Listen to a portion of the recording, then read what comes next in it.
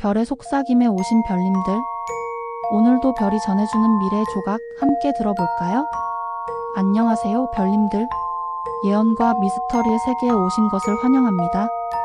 오늘은 다가오는 2025년, 바로 을사년, 대한민국의 운명에 관한 숨겨진 이야기들을 풀어보려 합니다.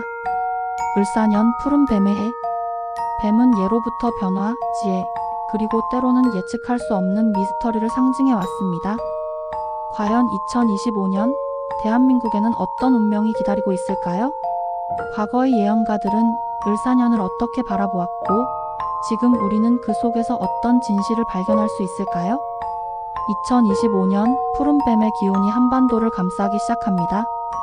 많은 역술가들과 예언가들이 을사년을 격변의 시기로 예측하고 있습니다. 단순히 좋고 나쁨을 떠나 큰 흐름의 변화가 일어날 것이라는 데 의견을 모으고 있죠. 먼저 경제적인 측면을 살펴보겠습니다. 현재 발표되는 여러 경제 전망들은 2025년 한국 경제가 잠재 성장률을 밑도는 다소 어려운 시기를 지나갈 수 있다고 예측합니다. 특히 온라인 소비가 폭발적으로 늘어나면서 전통적인 상권의 일자리가 줄고 새로운 형태의 고용이 늘어나는 구조적인 변화가 가속화될 것이라는 분석도 있습니다.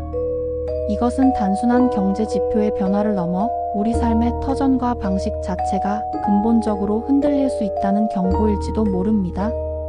하지만 뱀은 허물을 벗고 새로 태어나는 변화의 상징이기도 합니다. 이러한 경제적 어려움 속에서 대한민국은 새로운 활로를 찾을 것입니다. 인공지능, 첨단 기술 산업에서의 혁신이 가속화되고, 이는 예상치 못한 새로운 기회를 가져올 수 있습니다. 마치 깊은 동굴 속에서 빛나는 보석을 발견하듯 위기 속에서 성장의 발판을 마련할 수 있다는 희망의 메시지도 읽을 수 있습니다. 문제는 이 변화의 물결에 얼마나 지혜롭게 올라탈 수 있느냐는 것입니다. 다음으로 사회적인 변화입니다. 2025년 디지털 전환은 더욱 빠르게 우리 생활 깊숙이 파고들 것입니다. 편리함과 효율성이라는 장밋빛 미래가 펼쳐지는 듯하지만 그 이면에는 또 다른 미스터리가 숨어 있습니다.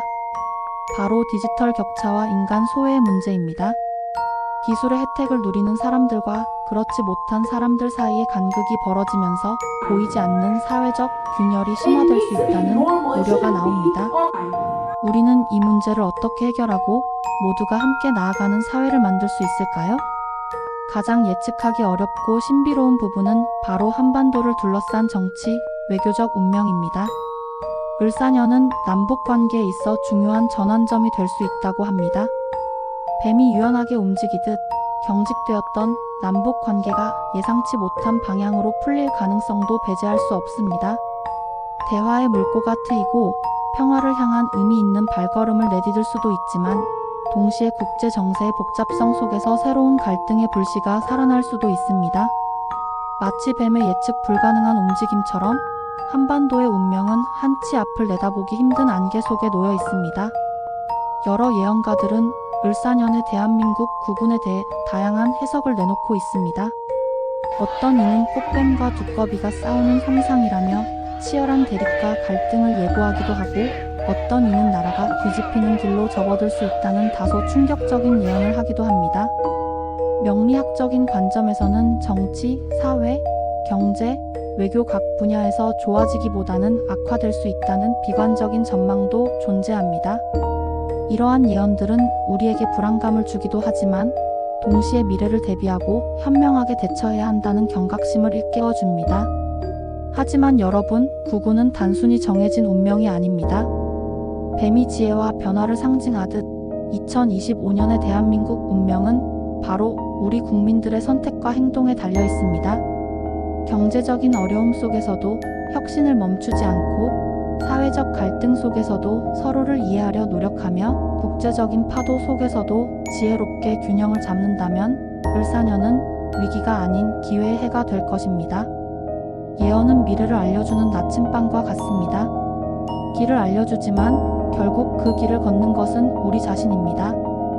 2025년 을사년, 대한민국은 어떤 모습으로 기억될까요?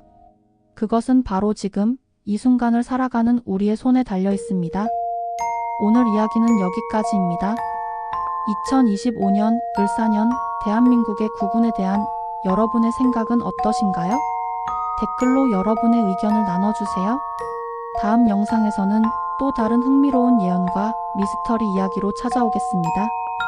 오늘도 별의 속삭임을 들어주셔서 고마워요, 별님들. 당신의 내일이 조금 더 빛나길 바라며 우린 또 만나요. 좋아요와 구독 제 마음에 큰 힘이 되고 있어요.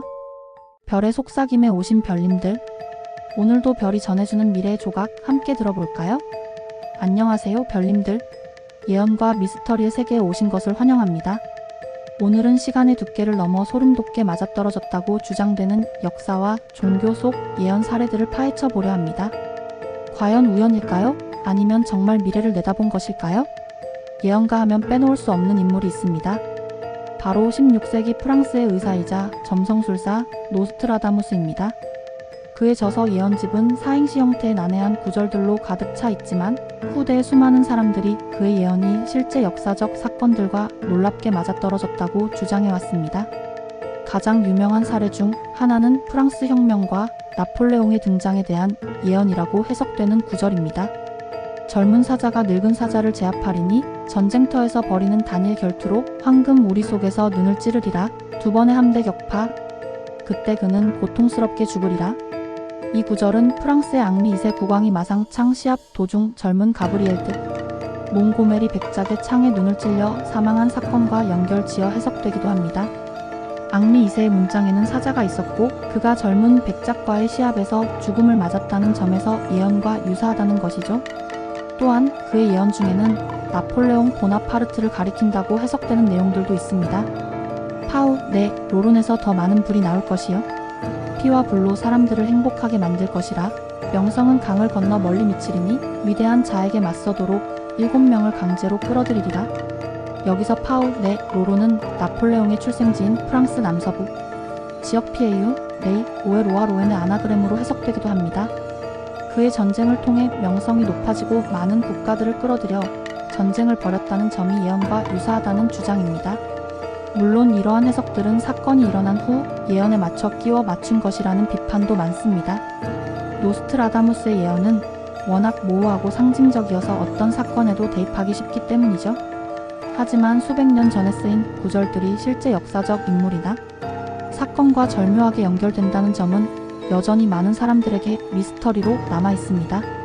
또 다른 논란의 예언은 아돌프 히틀러의 등장을 예언했다는 주장입니다.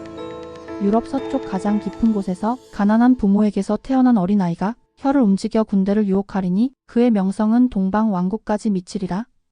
이 구절에서 유럽 서쪽 가장 깊은 곳은 오스트리아를, 가난한 부모는 히틀러의 배경을, 혀를 움직여 군대를 유혹은 그의 뛰어난 연설 능력을, 동방 왕국은 제2차 세계대전 당시 그의 영향력이 유럽을 넘어섰던 상황을 가리킨다고 해석되기도 합니다. 특히 그의 이름 히틀러와 유사한 발음이 포함된 다른 예언 구절도 있어서 더욱 논란이 되었습니다. 이 외에도 9.11 테러, 케네디 암살 등 현대사의 굵직한 사건들이 노스트라다무스의 예언과 연결지어 해석되기도 하지만 이러한 해석들은 객관적인 증거보다는 주관적인 끼워 맞추기에 가깝다는 평가가 지배적입니다.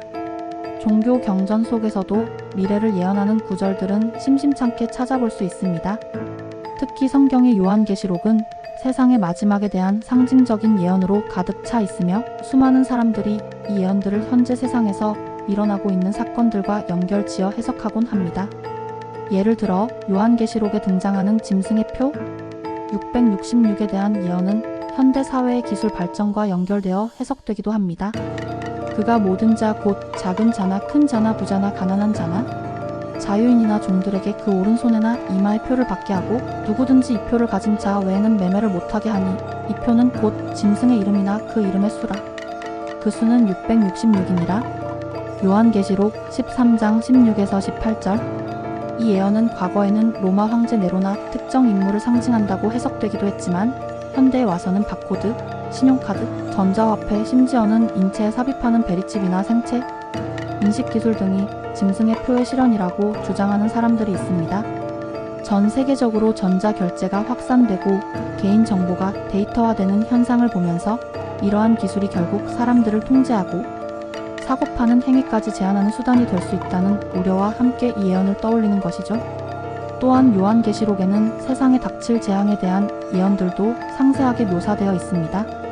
그리하여 땅에 큰 지진이 일어나고 해는 검은 터로처럼 검어지고 달은 온통 피처럼 되고 하늘의 별들은 무화과나무가 큰 바람에 흔들려 설익은 열매가 떨어지듯이 땅에 떨어지며 요한계시록 6장 12에서 13절. 이러한 재앙 예언들은 현대 사회에서 발생하는 대규모 지진, 화산 폭발, 전염병 대유행, 기후 변화로 인한 극심한 자연재해 등과 연결지어 해석되기도 합니다.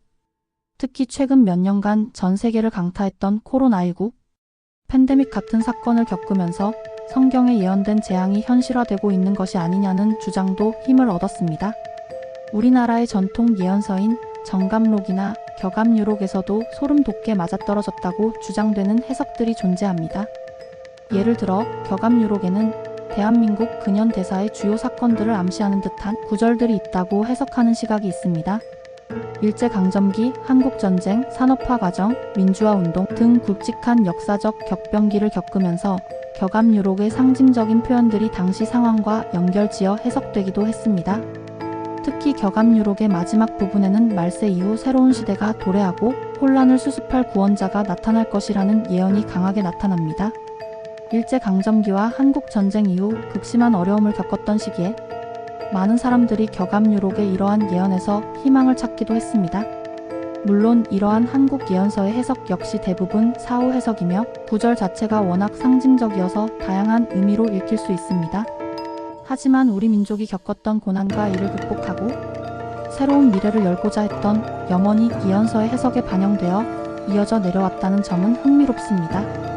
노스트라다무스부터 성경, 그리고 한국의 전통 예언서까지 수많은 예언가들과 경전들이 미래에 대해 이야기해왔고 그중 일부는 실제로 일어난 역사적 사건들과 놀랍도록 유사하다는 주장이 끊이지 않고 있습니다. 과연 이것들은 우연일까요? 아니면 정말 시간을 초월한 통찰력의 결과일까요? 과학적으로 증명하기는 어렵지만 이러한 예언들이 수백, 수천 년 동안 사람들의 마음을 사로잡으며 전해 내려온 이유는 분명 있을 것입니다. 저는 생각합니다. 예언이 정해진 미래를 알려주는 절대적인 진리라기보다는 당대 사람들이 세상의 변화를 어떻게 인식했고 무엇을 두려워했으며 어떤 미래를 소망했는지를 보여주는 기록일 수 있다고 말이죠. 또한 우리가 현재 직면한 문제들을 과거의 지혜나 경고에 비추어 성찰해 볼 기회를 준다고 생각합니다. 미래는 예언대로 흘러가는 것일까요? 아니면 우리의 선택과 노력에 따라 만들어가는 것일까요? 아마도 두 가지 모두가 아닐까요? 과거의 예언에서 교훈을 얻고 현재의 상황을 냉철하게 분석하며 더 나은 미래를 만들기 위해 노력하는 것. 그것이야말로 예언이 우리에게 진정으로 말하고자 하는 메시지가 아닐까 합니다. 오늘 소름 돋게 맞아떨어졌다고 주장되는 예언들을 통해 과거와 현재 그리고 미래를 넘나드는 흥미로운 시간 여행을 함께 해주셔서 감사합니다. 오늘 이야기는 여기까지입니다. 여러분의 생각은 어떠신가요? 댓글로 여러분의 의견을 나눠주세요. 다음 영상에서도 또 다른 흥미로운 예언과 미스터리 이야기로 찾아오겠습니다. 오늘도 별의 속삭임을 들어주셔서 고마워요, 별님들. 당신의 내일이 조금 더 빛나길 바라며 우리 또 만나요. 좋아요와 구독 제 마음에 큰 힘이 되고 있어요. 별의 속삭임에 오신 별님들, 오늘도 별이 전해주는 미래의 조각 함께 들어볼까요? 안녕하세요, 별님들. 예언과 미스터리의 세계에 오신 것을 환영합니다. 오늘은 인류 역사에 깊은 미스터리를 남긴 또 한 명의 예언가를 만나보려 합니다. 바로 발칸의 노스트라다무스라 불리는 바바 반가입니다. 그녀가 21세기에 일어날 충격적인 사건들을 미리 예언했다는 주장들이 끊이지 않고 있는데요. 과연 그녀는 정말 미래를 본 것일까요? 오늘은 바바 반가의 삶과 그녀에게 귀속된 놀라운 예언들, 특히 9.11 테러나 ISIS 부상과 같은 현대 사건들과 어떻게 연결된다고 주장되는지, 그리고 우리가 이러한 예언들을 어떻게 바라봐야 할지 함께 탐험해 보겠습니다. 바바 반가, 본명은 반젤리아 판데바 디미트로바. 그녀는 1911년 오스만 제국에서 태어났습니다. 평범했던 그녀의 삶은 12살이 되던 해 강한 회오리 바람에 휩쓸리는 사고를 겪으면서 완전히 달라집니다. 이 사고로 그녀는 시력을 완전히 잃게 되었지만 동시에 미래를 내다보는 예지 능력이 생겼다고 알려져 있습니다. 시력을 잃은 후 바바 반가는 점차 사람들의 질병을 진단하고 미래를 예언하는 능력을 발휘하기 시작했습니다. 그녀의 명성은 빠르게 퍼져나갔고 불가리아는 물론 동유럽 전역에서 수많은 사람들이 그녀를 찾아와 개인적인 문제나 국가의 미래에 대해 질문하고 조언을 구했습니다. 심지어 불가리아의 정치 지도자들까지도 그녀의 조언을 들었다는 이야기가 전해질 정도였으니 당시 그녀의 영향력을 짐작할 수 있겠죠? 바바 반가는 1996년 85세의 나이로 사망할 때까지 수많은 예언을 남겼다고 알려져 있습니다. 하지만 그녀는 글을 읽거나 쓸 수 없었기에 그녀의 예언들은 대부분 그녀의 말을 들은 가족이나 지인들이 받아 적거나 기억에 의존하여 전해졌습니다. 바로 이 점이 그녀의 예언을 둘러싼 신뢰성 논란의 중요한 원인이 됩니다. 그녀의 육성 기록이나 친필 기록이 거의 없기 때문에 후대의 내용이 덧붙여지거나 과장되었을 가능성을 배제할 수 없기 때문입니다. 그럼에도 불구하고 바바 반가의 예언이라고 알려진 내용들 중 일부는 실제로 일어난 역사적 사건들과 놀랍도록 일치한다고 주장되며 많은 사람들을 놀라게 했습니다. 특히 20세기 후반과 21세기에 일어난 굵직한 사건들이 그녀의 예언과 연결된다는 주장이 강하게 제기되었습니다. 가장 대표적으로 언급되는 예언 중 하나는 체르노빌 원자력 발전소 사고입니다. 1986년에 발생한 이 대형 사고는 소련과 전 세계에 엄청난 충격을 안겨주었습니다. 바바 반가는 이 사고가 일어나기 전에 큰 철새들이 불에 타 떨어지고 땅이 독성 물질로 오염될 것이라는 식의 예언을 했다고 주장됩니다. 사고 후 추락한 헬리콥터와 방사능 오염이라는 현실이 그녀의 모호한 예언과 연결되면서 많은 사람들이 그녀의 능력을 믿게 되었다고 합니다. 소련의 해체 역시 그녀가 예언했다고 주장되는 사건입니다. 1991년 세계를 양분했던 거대한 제국 소련은 갑작스럽게 해체되었습니다. 바바 반가는 소련이 무너질 것이라는 예언을 했었다고 하며 이는 냉전 시대의 종식이라는 역사적 사건과 맞아떨어진다고 해석됩니다. 하지만 바바 반가의 예언 중 가장 큰 주목을 받은 것은 21세기에 대한 것들입니다. 그 중에서도 충격적이었던 9.11 테러에 대한 예언은 많은 사람들을 소름 돋게 했습니다. 2001년 9월 11일 미국 뉴욕의 세계무역센터 쌍둥이 빌딩이 비행기 공격을 받아 무너지는 사건이 발생했습니다. 바바 반가는 이 사건이 일어나기 전에 2마리의 철새가 미국의 형제들을 공격할 것이다. 숲이 불타오를 것이다와 같은 예언을 했다고 알려져 있습니다. 여기서 2마리의 철새는 세계무역센터를 공격한 비행기를, 미국의 형제들은 쌍둥이 빌딩을, 숲은 뉴욕시의 마천루드를 의미한다고 해석하는 시각이 지배적입니다.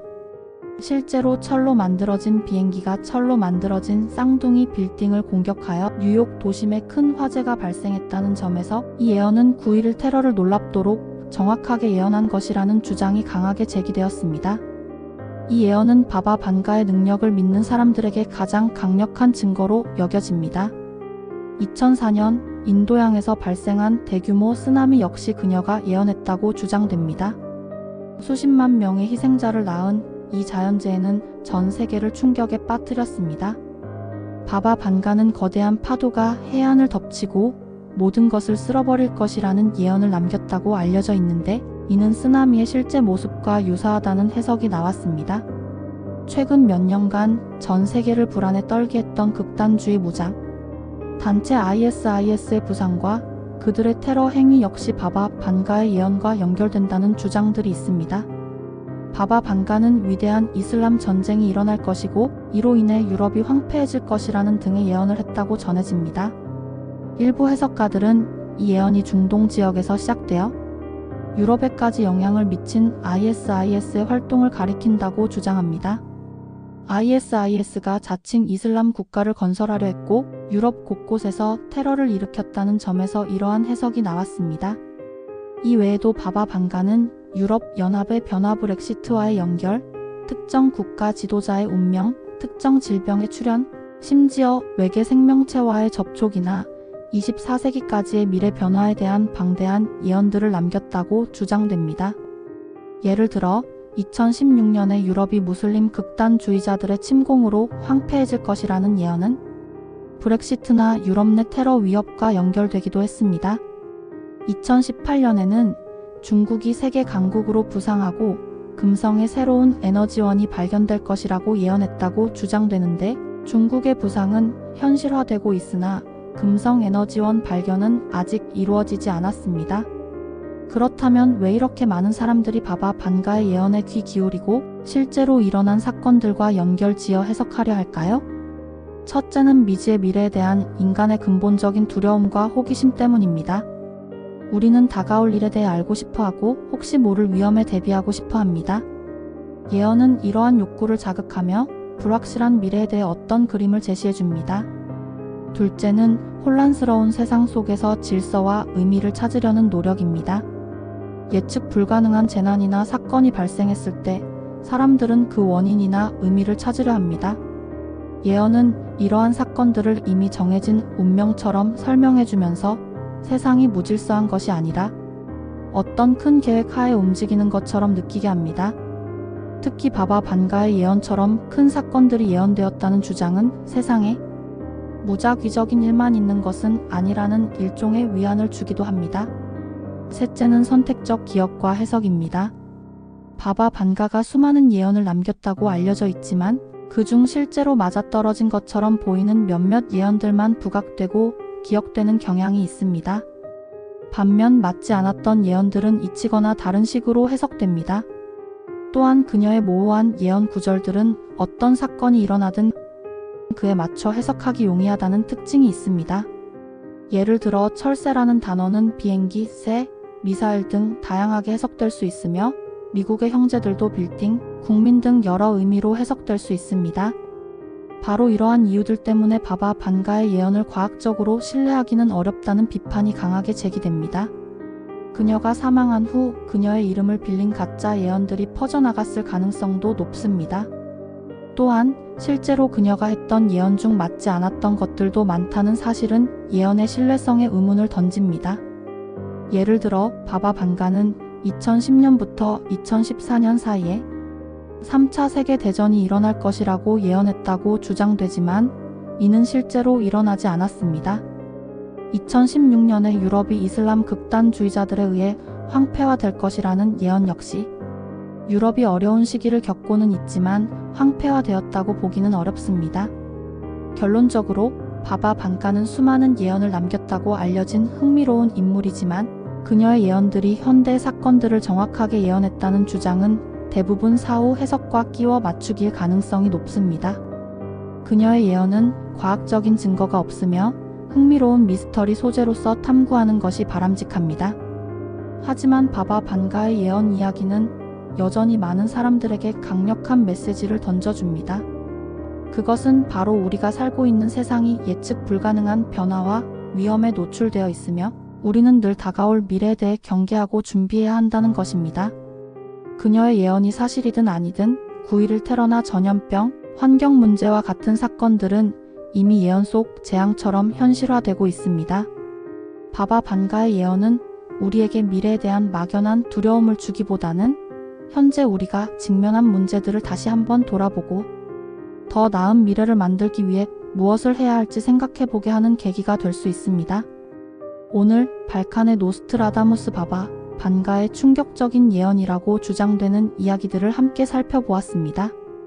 예언의 진위 여부를 떠나 이러한 이야기들이 왜 사람들에게 매력적인지 그리고 우리에게 어떤 메시지를 던지는지 생각해보는 유익한 시간이었기를 바랍니다. 오늘 이야기는 여기까지입니다. 바바 반가가 들려준 충격적인 예언에 대한 여러분의 생각은 어떠신가요? 댓글로 여러분의 의견을 나눠주세요. 다음 영상에서는 또 다른 흥미로운 예언과 미스터리 이야기로 찾아오겠습니다. 오늘도 별의 속삭임을 들어주셔서 고마워요, 별님들. 당신의 내일이 조금 더 빛나길 바라며 우리 또 만나요. 좋아요와 구독 제 마음에 큰 힘이 되고 있어요. 별의 속삭임에 오신 별님들, 오늘도 별이 전해주는 미래의 조각 함께 들어볼까요? 안녕하세요, 별님들. 예언과 미스터리의 세계에 오신 것을 환영합니다. 오늘은 우리가 매일 사용하고 접하는 기술에 대한 이야기 그리고 이 기술이 수천 년 전 기록된 예언과 어떻게 연결된다고 주장되는지에 대한 소름 돋는 이야기를 함께 나눠보려 합니다. 스마트폰, 카드, 인공지능, 편리함의 상징인 이 기술들이 혹시 오래된 예언서들이 경고했던 미래의 모습과 관련이 있을까요? 인류는 언제나 미래를 궁금해했습니다. 특히 급격한 변화의 시기에는 다가올 세상에 대한 기대와 동시에 불안감도 커지기 마련이죠. 지금 우리는 인공지능, 빅데이터, 생체인식 등 과거에는 상상조차 할 수 없었던 첨단 기술들이 우리 삶의 모든 영역을 빠르게 변화시키는 시대에 살고 있습니다. 이러한 변화 속에서 일부 사람들은 오래된 예언서들을 다시 펼쳐보며 현재의 기술 발전이 예언 속 특정 구절들과 놀랍도록 일치한다고 주장하고 있습니다. 가장 대표적으로 언급되는 것은 바로 성경 요한계시록에 나오는 짐승의 표 예언입니다. 요한계시록 13장에는 세상의 마지막 때에 적그리스도라 불리는 짐승이 나타나고 모든 사람이 오른손이나 이마에 짐승의 표를 받게 되며 이 표가 없이는 사고파는 경제활동조차 할 수 없게 된다는 내용이 기록되어 있습니다. 그리고 이 짐승의 이름이나 그 이름의 수가 666이라고 명시되어 있죠. 이 예언은 수많은 세기 동안 다양한 방식으로 해석되어 왔습니다. 과거에는 로마 황제 네로를 상징한다고 보기도 했고 특정 정치 세력이나 종교 지도자를 가리킨다고 해석되기도 했습니다. 하지만 현대에 들어서면서 이 짐승의 표 예언이 우리가 지금 사용하고 있는 첨단 기술과 연결된다는 주장이 강력하게 제기되기 시작했습니다. 어떤 기술들이 짐승의 표와 연결된다고 주장될까요? 첫째는 바코드와 스캐닝 시스템입니다. 1970년대에 상용화된 바코드는 상품 정보를 담고 계산을 편리하게 하는 기술입니다. 초기에는 단순히 물건을 사고 파는 데 사용되었지만 바코드가 개인정보와 연결되고 이를 스캔하는 시스템이 보편화되면서 표를 가진 자만 매매를 할 수 있다는 예언과 유사하다는 주장이 나왔습니다. 모든 상품에 바코드가 붙고 이를 통해 유통과 판매가 이루어지는 모습이 예언 속 경제 통제와 비슷하다는 것이죠. 둘째는 신용카드와 전자결제 시스템입니다. 현금 없이 카드로 물건을 사고 온라인으로 결제하는 방식은 이제 우리 삶의 필수적인 부분이 되었습니다. 예언에서 표를 가진 자 외에는 매매를 못하게 한다고 했는데 신용카드나 전자결제 시스템이 없으면 현대 사회에서 정상적인 경제활동이 거의 불가능하다는 점에서 짐승의 표와 유사하다는 해석이 나왔습니다. 특히 모든 거래 기록이 남고 추적 가능하다는 점에서 개인의 경제활동이 완벽하게 통제될 수 있다는 우려와 연결되기도 합니다. 셋째는 마이크로칩 이식입니다. 1990년대 이후 인체에 마이크로칩을 이식하여 신원 확인, 출입 통제, 심지어 결제까지 가능하게 하는 기술이 개발되었습니다. 특히 베리칩과 같은 기술은 사람의 오른손이나 이마에 쌀알 크기의 칩을 삽입하는 형태로 개발되었는데 이는 예언에서 오른손에나 이마에 표를 받게 하고라는 구절과 글자 그대로 일치한다는 점에서 엄청난 논란과 함께 짐승의 표의 실현이라고 주장하는 사람들이 많았습니다. 아직 보편화되지는 않았지만 기술적으로는 충분히 가능한 일이라는 점에서 많은 사람들에게 충격을 주었습니다. 넷째는 생체인식 기술입니다. 지문인식, 얼굴인식, 홍채인식 등 개인의 고유한 신체 정보를 이용하여 신원을 확인하는 기술이 스마트폰, 잠금 해제부터 출입, 통제, 금융 거래까지 폭넓게 사용되고 있습니다. 이러한 생체 정보가 중앙 시스템에 등록되고 관리된다면 결국 개인의 모든 활동이 추적되고 통제될 수 있다는 점에서 짐승의 표와 연결지어 해석되기도 합니다. 내 몸 자체가 표가 되는 시대가 올 수 있다는 것이죠. 다섯째는 최근 빠르게 발전하고 있는 디지털 화폐와 중앙은행 디지털 화폐입니다. 현금 없는 사회로의 전환이 가속화되면서 모든 거래가 디지털 기록으로 남는 디지털 화폐가 보편화될 가능성이 커지고 있습니다. 특히 중앙은행이 발행하는 CBDC는 모든 거래 내역이 중앙기관에 투명하게 공개되고 통제될 수 있다는 점에서 예언 속 표를 가진 자 외에는 매매를 못하게 한다는 경제 통제 시스템과 매우 유사하다는 주장이 강하게 제기되고 있습니다. 특정 조건을 충족하지 않거나 정부의 비협조적인 사람의 경제 활동을 쉽게 막을 수 있다는 우려가 예언과 연결되는 것입니다. 마지막으로 인공지능 AI과 감시 시스템의 결합입니다. AI 기술이 발전하면서 방대한 데이터를 분석하고 개인의 행동 패턴을 파악하는 것이 가능해졌습니다. CCTV, 인터넷 사용 기록, 금융 거래 기록 등 다양한 정보가 AI에 의해 분석되어 개인을 감시하고 통제하는 데 사용될 수 있다는 우려가 있습니다.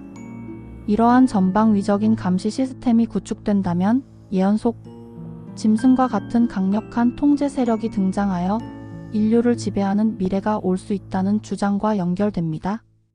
그렇다면 왜 사람들은 이러한 첨단 기술들을 짐승의 표 예언과 연결하며 불안해하는 것일까요? 첫째는 기술 발전 속도에 대한 두려움입니다. 과거에는 상상조차 할 수 없었던 기술들이 너무나 빠르게 등장하고 우리 삶을 바꾸면서 통제할 수 없는 미지의 힘에 대한 두려움을 느끼게 됩니다. 예언은 이러한 두려움에 대한 설명을 제공하는 것처럼 느껴집니다. 둘째는 개인정보 유출 및 감시 사회에 대한 우려입니다. 우리가 남기는 수많은 디지털 발자국들이 모여 개인의 모든 것이 파악되고 감시될 수 있다는 현실은 많은 사람들에게 불안감을 줍니다. 예언 속 표를 통해 모든 것을 통제당하는 모습이 이러한 현실적인 우려와 겹쳐 보입니다. 셋째는 자본주의 시스템에 대한 비판입니다. 돈과 경제활동이 인간의 삶을 지배하는 현대 자본주의 사회의 모습이 표가 없이는 매매를 못하게 한다는 예언 속 경제적 통제와 유사하다는 점에서 예언을 통해 현 사회를 비판적으로 바라보는 시각도 있습니다. 물론 이러한 해석들은 다양한 비판과 반론에 직면해 있습니다. 가장 큰 비판은 예언의 상징성입니다. 성경 요한계시록은 상징과 비유로 가득 찬 예언서이며 짐승의 표나 666 역시 문자적인 의미보다는 당시 로마 제국의 압제나 특정 세력을 상징하는 것이라는 해석이 지배적입니다. 이를 2000년 후의 특정 기술과 글자 그대로 연결하는 것은 무리가 있다는 것이죠. 또한 예언과 연결된다고 주장되는 기술들 바코드, 카드, 칩 등은 각기 다른 시기에 다른 목적으로 개발되었습니다. 이 모든 기술들이 하나의 거대한 짐승의 표 시스템을 구축하기 위해 의도적으로 만들어졌다고 보기는 어렵다는 반론도 있습니다. 그리고 이러한 기술들은 긍정적인 측면도 분명히 가지고 있습니다. 전자결제는 편리하고 투명한 거래를 가능하게 하고 생체인식은 보안을 강화하며 AI는 삶의 효율성을 높여줍니다. 예언 해석에만 초점을 맞춰 기술의 부정적인 면만 부각하는 것은 균형 잡힌 시각이 아닐 수 있습니다. 결론적으로 성경 예언과 현대 기술을 연결하는 주장들은 과학적으로 증명된 사실이 아니며 예언의 상징적인 의미를 현대 기술에 맞춰 해석하는 주관적인 관점이라고 할 수 있습니다. 하지만 이러한 주장들이 많은 사람들에게 설득력 있게 다가가는 것은 우리가 살고 있는 시대가 그만큼 빠르고 예측 불가능하게 변화하고 있으며 기술 발전이 가져올 미래에 대한 기대와 동시에 깊은 불안감을 느끼고 있기 때문일 것입니다. 예언 속 짐승의 표와 현대 기술의 연결고리를 탐구하는 것은 우리에게 기술 발전의 양면성을 다시 한번 생각해 보게 합니다. 기술은 분명 우리 삶을 편리하고 풍요롭게 만들 수 있지만 동시에 감시와 통제의 수단이 될 수도 있다는 경고를 잊지 않아야 합니다. 예언이 정해진 미래를 알려주는 것이든 아니든 기술을 어떻게 사용하고 발전시켜 나갈지는 결국 우리 인류의 손에 달려 있다는 메시지를 던져주는 것 같습니다. 오늘 이야기는 여기까지입니다. 기술과 예언의 연결에 대한 여러분의 생각은 어떠신가요? 댓글로 여러분의 의견을 나눠주세요. 다음 영상에서는 또 다른 흥미로운 예언과 미스터리 이야기로 찾아오겠습니다. 오늘도 별의 속삭임을 들어주셔서 고마워요, 별님들. 당신의 내일이 조금 더 빛나길 바라며 우리 또 만나요? 좋아요와 구독 제 마음에 큰 힘이 되고 있어요. 별의 속삭임에 오신 별님들, 오늘도 별이 전해주는 미래의 조각 함께 들어볼까요? 안녕하세요, 별님들. 예언과 미스터리의 세계에 오신 것을 환영합니다. 오늘은 우리 삶과 가장 밀접하게 연결되어 있지만 동시에 가장 예측하기 어려운 분야에 대한 이야기를 해보려 합니다. 바로 경제입니다. 뉴스에서는 매일 경제가 어렵다는 이야기, 물가가 오른다는 이야기, 미래가 불확실하다는 이야기들이 쏟아져 나옵니다. 이러한 시대에 혹시 수천 년 전의 고대 예언서나 오래된 지혜 속에 다가올 경제적 어려움에서 살아남을 수 있는 비밀이 숨겨져 있지는 않을까요? 오늘은 고대 예언과 숨겨진 지혜 속에서 경제 대변동 시기를 헤쳐나갈 실마리를 함께 찾아보겠습니다. 인류 역사를 돌아보면 경제적인 풍요의 시기도 있었지만 동시에 극심한 가난과 혼란, 그리고 예측 불가능한 경제 위기의 시기도 반복되어 왔습니다. 전쟁, 자연재해, 역병 등 다양한 이유로 경제 시스템이 흔들리고 사람들의 삶이 뿌리째 흔들리는 경험을 인류는 수없이 해왔죠. 이러한 불안정한 시기마다 사람들은 미래를 알고 싶어 했고 다가올 어려움에 대비하기 위한 지혜를 찾으려 했습니다. 그리고 그 지혜나 경고가 예언의 형태로 나타나기도 했습니다.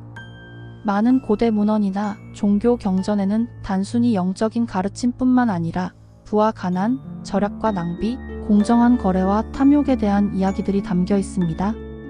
이러한 이야기들은 당시 사회의 경제 생활과 밀접하게 연결되어 있으며 시대를 초월하여 경제적인 어려움 속에서 어떻게 살아가야 할지에 대한 깊은 통찰을 제공하기도 합니다. 가장 대표적인 예는 성경 구약 성서에 나오는 요셉의 이야기입니다. 이집트의 총리가 된 요셉은 파라오의 꿈을 해석해 줍니다. 파라오의 꿈에 살찐 소 7마리와 마른 소 7마리, 그리고 충실한 이삭 7개와 마른 이삭 7개가 나타났는데 요셉은 이를 이집트에 7년간의 풍년이 들고 그 후에 7년간의 극심한 흉년이 들 것이라는 예언으로 해석합니다. 요셉은 이 예언을 바탕으로 파라오에게 제안합니다. 풍년이 드는 7년 동안 소출의 5분의 1을 거두어 비축하고 다가올 흉년에 대비해야 한다는 것이었습니다. 파라오는 요셉의 지혜를 따랐고 실제로 7년의 풍년 후에 7년의 흉년이 들었을 때 이집트는 비축해둔 곡식 덕분에 백성들을 먹여 살릴 수 있었습니다. 심지어 주변 나라들까지 이집트로 와서 곡식을 사갈 정도였죠. 이 요셉의 이야기는 단순한 꿈 해석을 넘어 다가올 경제적 변동을 미리 예측하고 풍요로운 시기에 절약하고 비축하여 어려운 시기에 대비해야 한다는 매우 현실적인 경제적 지혜를 담고 있습니다. 이는 수천 년이 지난 지금에도 유효한 가르침이라고 할 수 있습니다. 경제가 좋을 때 미래를 대비하지 않으면 어려움이 닥쳤을 때 큰 고통을 겪게 된다는 것이죠. 성경의 잠언과 같은 지혜서에는 경제적인 삶에 대한 구체적인 조언들이 많이 담겨 있습니다. 게으른 자는 가난하게 되고 손이 부지런한 자는 부하게 되느니라. 잠언 10장 4절. 부지런함이 경제적 성공의 기본임을 강조합니다. 지혜로운 자는 재물을 쌓아도 미련한 자는 가진 것을 다 탕진하느니라. 잠언 21장 20절. 절약하고 저축하는 지혜의 중요성을 말합니다. 남의 빚 보증서기를 좋아하는 자는 해를 받아도 보증서기를 싫어하는 자는 평안하니라. 잠언 11장 15절. 과도한 빚이나 보증의 위험성을 경고합니다. 속이는 저울은 여호와께서 미워하셔도 공평한 추는 그가 기뻐하시느니라. 잠언 11장 1절. 정직하고 공정한 경제활동의 중요성을 강조합니다. 이러한 잠언의 가르침들은 수천 년 전에 기록되었지만 현대 경제 생활에서도 여전히 중요한 원칙들입니다. 부지런히 일하고 번 돈을 함부로 낭비하지 않고 저축하며 빚을 조심하고 정직하게 거래하는 것. 이러한 기본적인 원칙들이야말로 어떤 경제적 어려움 속에서도 흔들리지 않고 살아남을 수 있는 기초 체력이 된다는 것을 예언서나 지혜서는 말해주고 있습니다. 다른 고대 예언서나 사상 속에서도 경제적 변동이나 부와 가난에 대한 경고를 찾아볼 수 있습니다. 예를 들어 앞서 다루었던 격압유록의 말세에 대한 묘사 중에는 극심한 기근과 식량 부족으로 인해 사람들이 고통받는 모습이 나타납니다. 이는 단순히 자연재해를 넘어 사회 시스템의 붕괴로 인한 경제적 혼란과 그로 인한 고통을 예언한 것으로 해석될 수 있습니다. 이러한 예언들은 다가올 혼란 속에서 식량이나 필수품을 미리 준비하는 것의 중요성을 간접적으로 경고하는 메시지로 읽힐 수 있습니다. 또한 많은 예언이나 종교적 가르침은 탐욕과 물질 만능주의에 대한 경고를 담고 있습니다. 부자가 천국에 가기 어렵다는 성경의 가르침이나 물질에 대한 집착을 버리라는 불교의 가르침 등은 경제적인 풍요 자체가 목적이 되어서는 안 되며 과도한 탐욕은 결국 개인과 사회를 파멸로 이끌 수 있다는 경고로 해석될 수 있습니다. 역사적으로도 과도한 탐욕과 불평등은 종종 경제 위기나 사회적 혼란의 원인이 되어 왔습니다. 예언서들은 이러한 인간 본연의 약점이 가져올 미래 위험을 미리 경고하고 있는지도 모릅니다. 그렇다면 이러한 고대 예언서와 지혜 속에서 우리는 다가올 경제 대변동 시기를 어떻게 대비해야 할까요? 예언이 말하는 살아남는 법은 무엇일까요? 첫째, 미래를 예측하고 대비하는 지혜입니다. 요셉의 이야기처럼 경제가 좋을 때 안주하지 않고 다가올 어려움을 예상하고 미리 준비하는 자세가 필요합니다.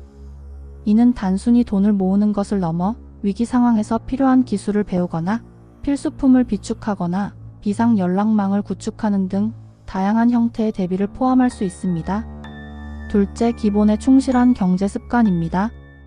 부지런히 일하고 수입 안에서 지출하며 빚을 멀리하고 저축하는 습관은 어떤 시대에도 변치 않는 경제적 생존의 기본입니다. 화려한 투자 기법이나 단기적인 이익 추구보다는 꾸준하고 성실한 경제 생활이 장기적인 안정의 기반이 됩니다. 셋째, 물질적인 것 너머의 가치 추구입니다. 예언서들이 경고하는 것은 단순히 가난 자체가 아니라 탐욕으로 인한 인간성의 상실이나 사회의 붕괴일 수 있습니다. 경제적인 어려움 속에서도 인간적인 관계, 공동체와의 유대, 정신적인 평안과 같은 비물질적인 가치를 지키는 것이 진정한 의미의 생존일 수 있습니다. 어려운 시기에는 서로 돕고 나누는 공동체의 힘이 무엇보다 중요해집니다. 넷째, 변화에 적응하는 유연성입니다. 예언은 종종 거대한 변화를 이야기합니다. 다가올 경제 대변동은 기존의 직업이나 산업 구조를 바꿀 수도 있습니다. 새로운 기술을 배우거나 다양한 수입원을 모색하거나 변화하는 환경에 맞춰 유연하게 대처하는 능력이 중요해질 것입니다. 물론 이러한 고대 예언이나 지혜가 현대 경제 상황을 정확히 예측하거나 구체적인 투자 방법을 알려주는 것은 아닙니다. 하지만 수천 년 동안 인류가 겪어온 경제적 어려움과 그 속에서 살아남기 위해 필요했던 근본적인 지혜를 담고 있다는 점에서 우리에게 큰 울림을 줍니다. 다가올 경제 대변동이 어떤 모습일지는 아무도 단정할 수 없습니다. 하지만 과거의 예언과 지혜는 우리에게 경고합니다. 탐욕을 경계하고 부지런히 일하며 절약하고 저축하고 서로 돕고 나누며 변화에 대비하는 자세를 갖추라고 말이죠. 이러한 지혜들이야말로 어떤 경제적 폭풍 속에서도 우리 자신과 사랑하는 사람들을 지켜낼 수 있는 가장 강력한 무기가 될 것입니다. 오늘 이야기는 여기까지입니다. 고대 예언과 지혜 속에서 발견한 경제적 생존법에 대한 여러분의 생각은 어떠신가요? 댓글로 여러분의 의견을 나눠주세요. 다음 영상에서는 또 다른 흥미로운 예언과 미스터리 이야기로 찾아오겠습니다. 오늘도 별의 속삭임을 들어주셔서 고마워요, 별님들. 당신의 내일이 조금 더 빛나길 바라며 우리 또 만나요. 좋아요와 구독 제 마음에 큰 힘이 되고 있어요. 별의 속삭임에 오신 별님들, 오늘도 별이 전해주는 미래의 조각 함께 들어볼까요? 안녕하세요, 별님들. 예언과 미스터리의 세계에 오신 것을 환영합니다. 오늘은 시간의 문을 열고 우리 역사 속 가장 방대하고 정확한 기록인 조선 왕조실록으로 떠나보려 합니다. 조선 왕조실록은 왕의 일거수일투족부터 백성들의 삶, 그리고 하늘에서 벌어진 기이한 현상들까지 그야말로 조선 500년의 모든 것을 담고 있는 보물 같은 기록이죠. 그런데 이 실록 속에는 현대 과학으로도 설명하기 어려운 혹은 당시 사람들이 미래의 징조라고 믿었던 소름 돋는 미스터리들이 숨어 있습니다. 과연 그 기록들 속에는 어떤 비밀이 담겨 있을까요? 조선 왕조실록은 유네스코 세계기록 유산으로 등재될 만큼 그 가치를 인정받고 있습니다. 왕이 죽은 후에야 공개될 수 있었던 이 기록은 사관들이 목숨을 걸고 매일매일 보고 들은 것을 빠짐없이 기록한 것입니다. 심지어 왕의 사적인 대화나 행동, 그리고 하늘에서 벌어진 기이한 현상들까지도 가감없이 기록되었죠. 특히 당시 사람들은 하늘의 현상을 매우 중요하게 여겼습니다. 하늘의 움직임은 곧 왕의 통치와 국가의 운명을 보여주는 징조라고 믿었기 때문입니다. 그래서 실록에는 수많은 천문 현상들이 상세하게 기록되어 있습니다. 하지만 이 기록들 중에는 현대 과학으로도 명확하게 설명하기 어려운 혹은 당시 사람들에게 엄청난 공포와 미스터리를 안겨주었던 현상들이 많습니다. 첫째는 하늘을 가로지른 불타는 별 또는 꼬리 달린 별의 기록입니다. 실록에는 혜성이나 유성우에 대한 기록이 자주 등장합니다. 예를 들어 세종실록에는 밤에 큰 별이 떨어졌는데 그 소리가 우레와 같았다는 기록이 있습니다. 또 다른 기록에는 꼬리 달린 별이 나타나 하늘을 가로질렀는데 그 빛이 너무 밝아 밤에도 대낮 같았다는 내용도 있습니다. 현대 과학으로는 혜성이나 유성우 현상으로 설명할 수 있지만 당시 사람들에게는 이러한 현상이 왕의 죽음, 전쟁, 역병, 가뭄 등 국가적인 재앙을 예고하는 불길한 징조로 여겨졌습니다. 특히 혜성은 흉성으로 불리며 왕실과 백성 모두에게 큰 불안감을 안겨주었습니다.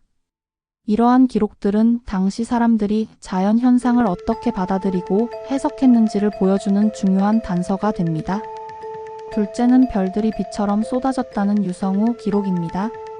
실록에는 밤에 별들이 비 오듯이 쏟아져 내렸다는 기록이 여러 차례 등장합니다. 현대에는 유성우가 주기적으로 발생하는 아름다운 천문 현상으로 알려져 있지만 조선 시대 사람들에게는 하늘에서 별들이 떨어지는 모습이 세상의 종말이나 큰 변란을 예고하는 섬뜩한 징조로 받아들여졌습니다. 특히 임진왜란 직전에도 이러한 유성우 기록이 있었다고 전해지면서 후대에는 전쟁의 전조였다는 식으로 해석되기도 했습니다. 밤하늘을 가득 채운 별똥별들이 공포의 대상이었다는 사실은 당시 사람들의 세계관과 자연에 대한 경외심을 엿볼 수 있게 합니다. 셋째는 설명할 수 없는 하늘의 색깔 변화와 이상한 해와 달의 기록입니다. 실록에는 하늘이 붉은색, 검은색 혹은 피처럼 변했다는 기록이 있습니다.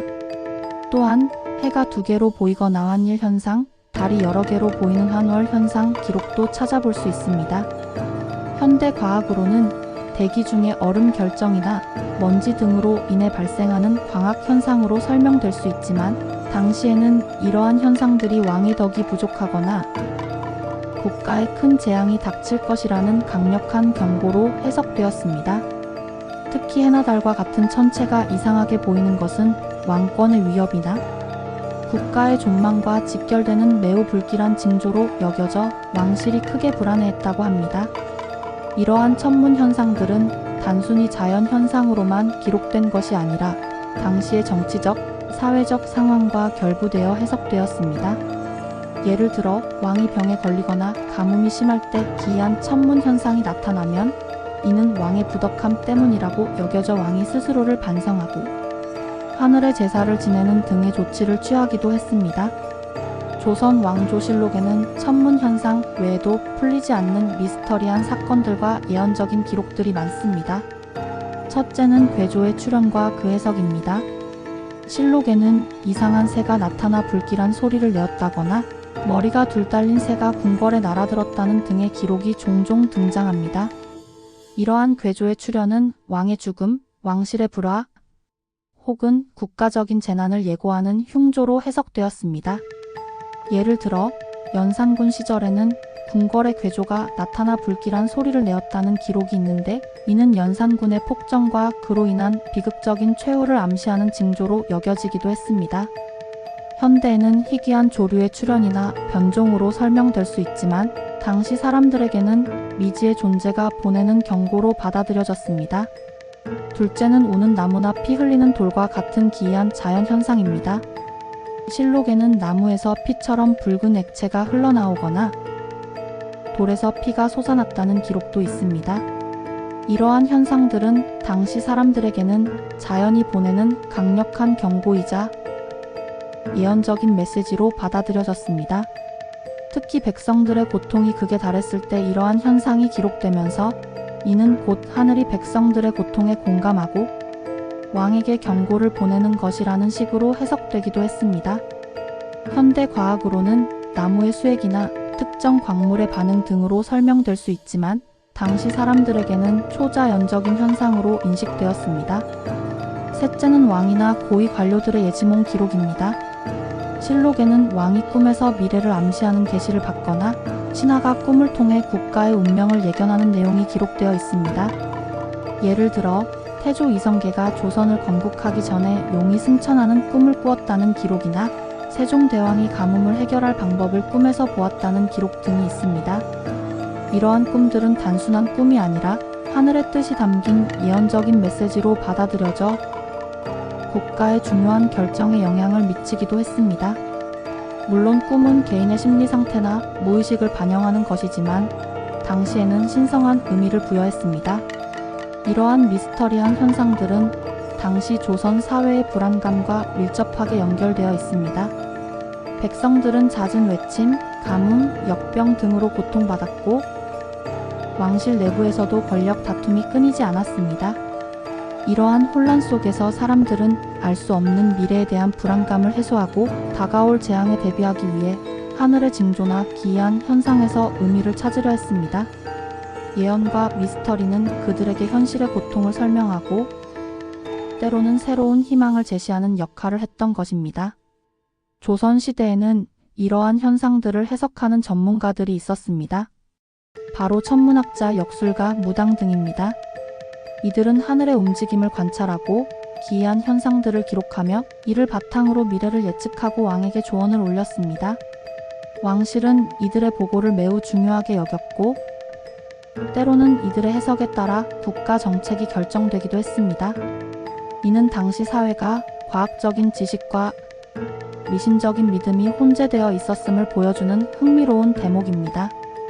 현대 과학의 관점에서 보면 조선 왕조실록에 기록된 많은 미스터리한 천문 현상들은 해성, 유성우, 일식, 월식, 환일환월 현상, 오로라 등 자연적인 현상으로 설명될 수 있습니다.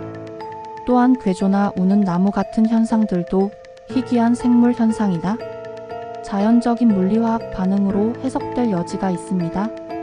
하지만 당시의 과학 수준으로는 이러한 현상들을 설명할 수 없었기에 사람들은 이를 초자연적인 징조나 예언으로 받아들일 수밖에 없었습니다. 그럼에도 불구하고 조선 왕조실록에 기록된 이러한 미스터리들은 오늘날 우리에게도 여전히 흥미로운 질문을 던집니다. 그것은 단순히 과거의 미신적인 믿음을 보여주는 것을 넘어 인간이 알 수 없는 것에 대해 어떻게 의미를 부여하고 미래를 예측하려 했는지에 대한 깊은 통찰을 제공합니다. 또한 이러한 기록들은 당시 사람들이 자연과 우주를 어떻게 이해하고 그 속에서 자신들의 위치와 운명을 어떻게 해석했는지를 보여주는 귀중한 자료가 됩니다. 조선 왕조실록은 단순한 역사 기록을 넘어 그 시대 사람들의 삶과 생각, 그리고 미지의 세계에 대한 두려움과 호기심이 고스란히 담겨있는 거대한 미스터리 보고서라고 할 수 있습니다. 수백 년 전의 기록 속에서 우리는 여전히 풀리지 않는 의문들과 시대를 초월하여 인간이 미래를 궁금해하는 본능을 발견하게 됩니다. 오늘 이야기는 여기까지입니다. 조선 왕조실록에 기록된 미스터리에 대한 여러분의 생각은 어떠신가요? 댓글로 여러분의 의견을 나눠주세요. 다음 영상에서는 또 다른 흥미로운 예언과 미스터리 이야기로 찾아오겠습니다.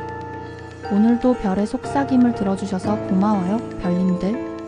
당신의 내일이 조금 더 빛나길 바라며 우리 또 만나요. 좋아요와 구독 제 마음에 큰 힘이 되고 있어요.